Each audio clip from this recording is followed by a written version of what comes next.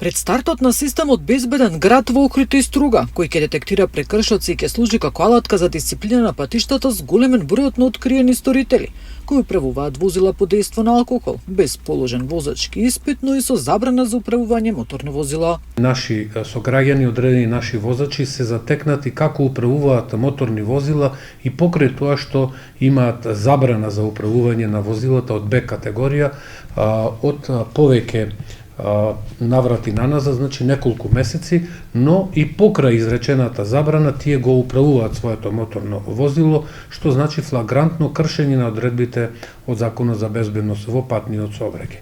Против нив се поднесени кривични пријави по членот 297 од Кривичниот законник, тоа е безобзирно управување на моторно возило и одземени им се моторните возила. Полициските службеници секојдневно се сведоци на несовесни возачи. Има возачи кои што не се придржуваат до пропишаната брзина на движење, драстично ја надминуваат и со тоа реално се соочуваат со опасност од невнимателно возење, управување моторно возило неадекватно на условите и состојбите на патиштата и со тоа можат да предизвикаат сообраќајна незгода и директно да ја загрозат личната безбедност, безбедноста на сопатниците во возилото, но и на другите учесници во сообраќајот.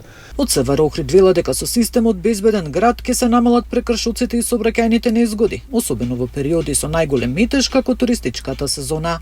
Нина Ритоновска, Сител телевизија.